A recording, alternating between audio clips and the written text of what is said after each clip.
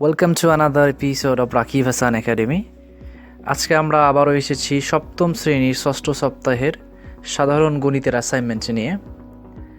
আমরা অ্যাসাইনমেন্টের ইন্টারফেস কিছুটা এরকম দেখতে পাচ্ছি। আমাদের নির্ধারিত কাজ 3, অর্থাৎ এটা তোমাদের তৃতীয় অ্যাসাইনমেন্ট চলতেছে গণিতের। তোমাদের এখানে সর্বমোট 4টি অধ্যায় থেকে প্রশ্ন হয়েছে।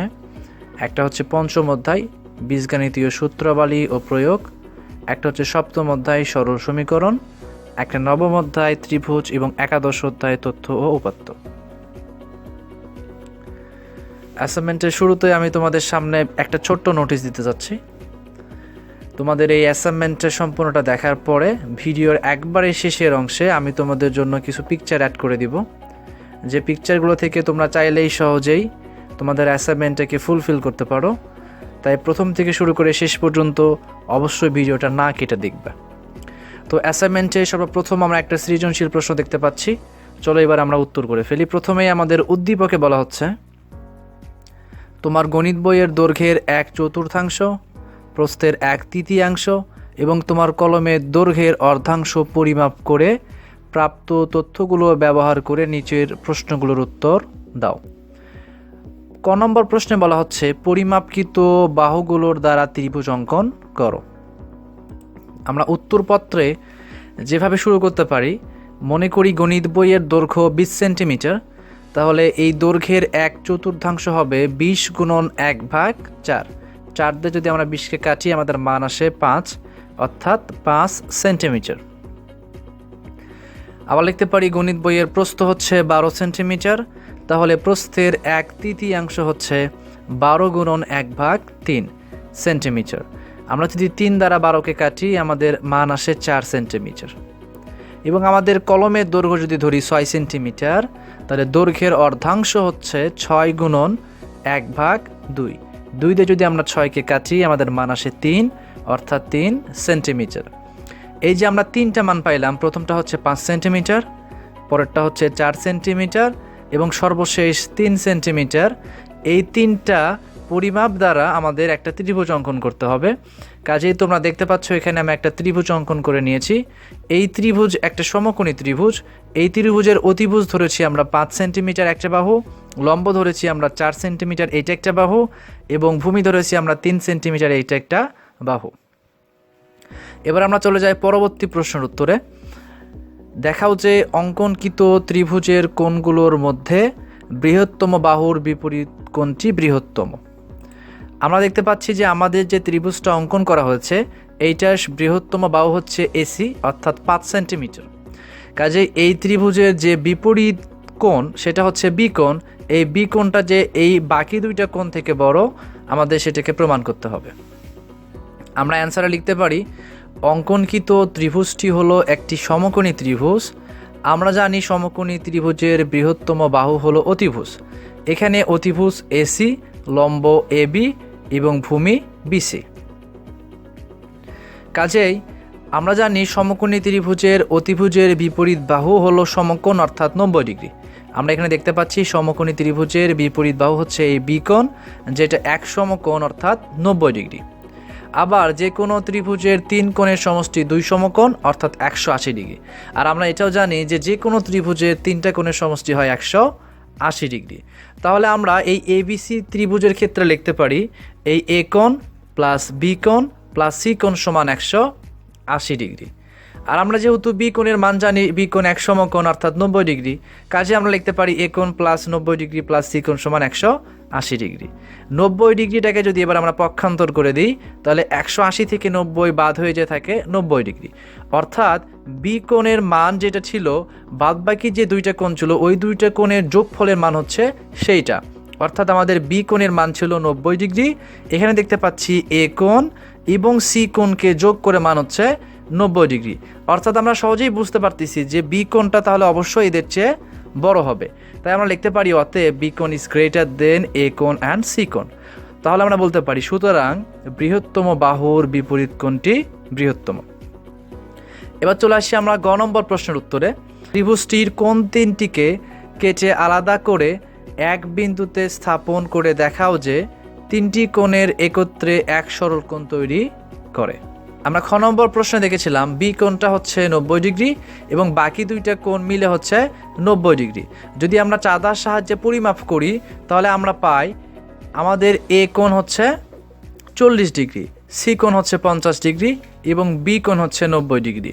যেহেতু আমরা তিনটা কোণের মান পেয়েছি, এখন আমরা তিনটা কোণ এখানে আলাদাভাবে অঙ্কন করে নিয়েছি। বি কোণটা 90 ডিগ্রি, সি কোণটা 50 ডিগ্রি এবং এ কোণটা 40 ডিগ্রি।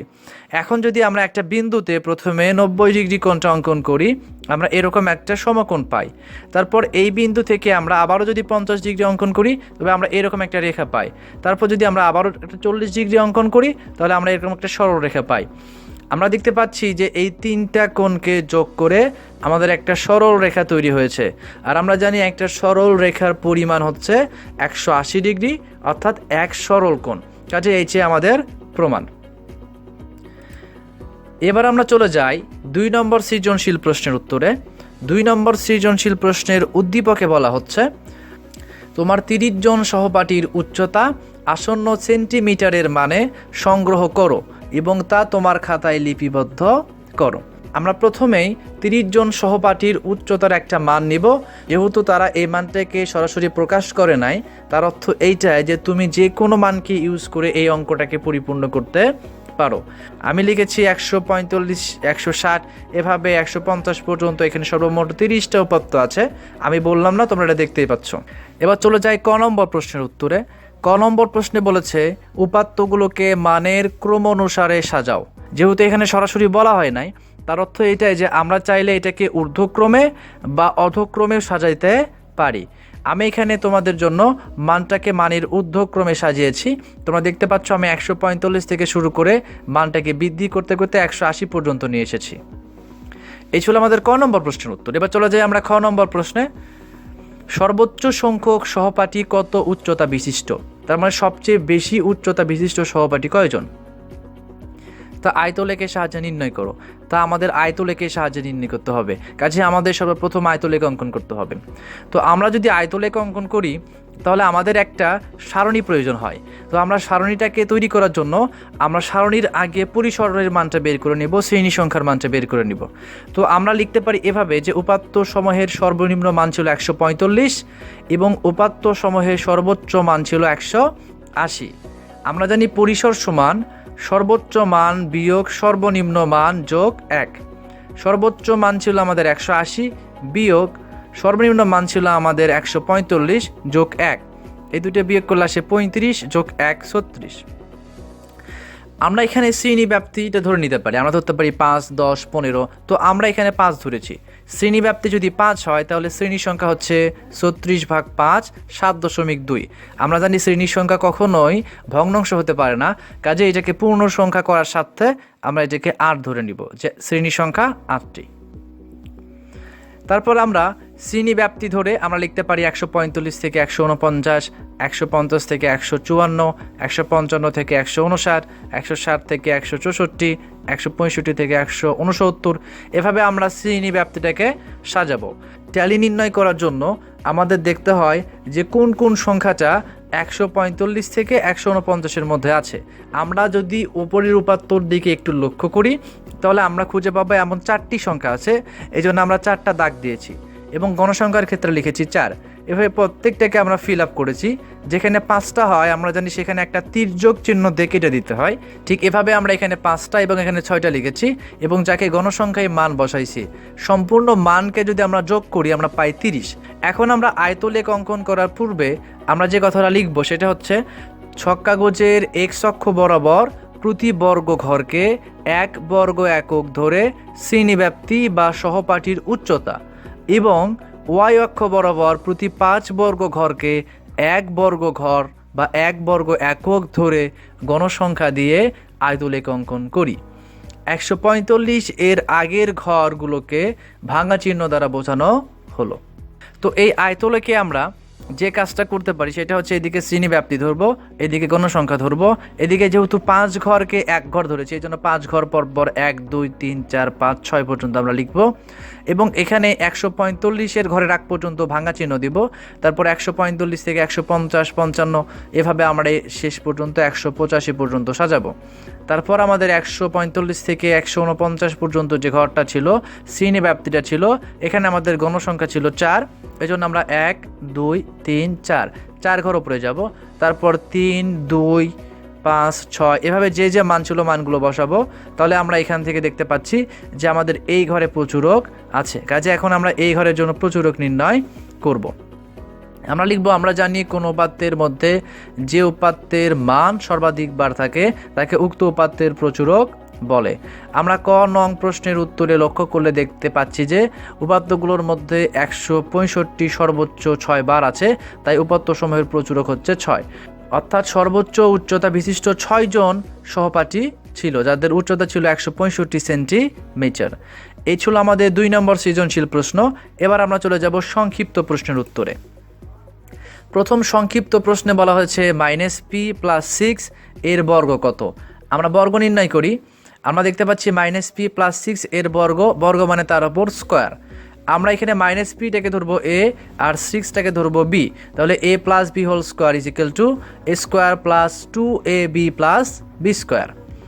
তো -p এর উপর স্কোয়ার +2 × -p × 6 + 6 এর উপর স্কোয়ার। -p এর উপর স্কোয়ার করলে আমরা পাই p স্কোয়ার। এখানে 2 এর আগে ছিল প্লাস চিহ্ন, 6 এর আগে ছিল প্লাস চিহ্ন এবং p এর আগে ছিল মাইনাস চিহ্ন। তাহলে প্লাস আর প্লাসে প্লাস ইন্টু মাইনাসে মাইনাস, মাইনাস ইন্টু 6 × 2 12 p, আর এখানে 6 এর উপর স্কোয়ার করলে হয় 36। 2 নম্বর প্রশ্নে বলা হচ্ছে p + q = 7 এবং p - q = 3 হলে 2 × p² + q² এর মান কত। আমরা লিখব, দেওয়া আছে p + q = 7, p - q = 3। এখন প্রদত্ত রাশি হচ্ছে 2 × p² + q²।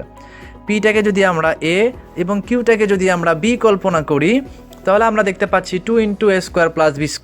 আমরা জানি 2 × a² + b² এর সূত্র হচ্ছে a + b² + a - b²। তাহলে আমরা লিখতে পারি p + q² + p - q²। এখন যদি আমরা p + q এর মান বসাই তাহলে 7 এর উপর স্কোয়ার প্লাস p - q এর মান হচ্ছে 3, 3 এর উপর স্কোয়ার। 7 এর উপর স্কোয়ার করলে আসে 49, 3 এর উপর স্কোয়ার করলে আসে 9, 49 আর 9 যোগ করলে আসে 55। 3 নম্বর প্রশ্নে বলা হচ্ছে 3a² bc 5ab² g এবং a³ cd² এর লসাগু কত। আমরা লিখতে পারি যে প্রথম রাশি হচ্ছে 3a² bc, দ্বিতীয় রাশি হচ্ছে 5ab² g, তৃতীয় রাশি হচ্ছে a³ cd²। আমরা জানি 3 এবং 5 এর লসাগু হচ্ছে 15, কারণ এরা হচ্ছে এমন একটা রাশি এদের মধ্যে কিছু কমন যায় না, কাজে এদের গুণফল হবে এদের লসাগু। আর এর সর্বোচ্চ ঘাত হচ্ছে কিউব, বির সর্বোচ্চ ঘাত হচ্ছে স্কোয়ার, সির কোনো ঘাত নাই, ঘাত তাহলে 1, আর ডির ওপর আছে স্কোয়ার। কাজে নির্ণয় লসাগু হচ্ছে 15 a³ b² cd²। 4 নম্বর প্রশ্ন a³ - 25x এবং x² + 2x - 15 এর গসাগু কত। আমরা জানি কোনো রাশি যদি এমনভাবে থাকে যাকে উৎপাদকে নির্ণয় করা যায় তাহলে লসাগু অথবা গসাগু নির্ণয় করার আগে তাকে উৎপাদকে বিশ্লেষণ করতে হয়।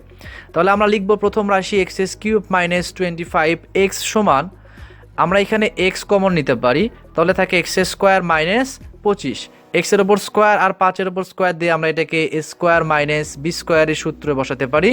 a² - b² সমান a + b × a - b, তাহলে x + 5 × x - 5। তারপর আমরা দেখতে পাচ্ছি দ্বিতীয় রাশি হচ্ছে x² + 2x - 15।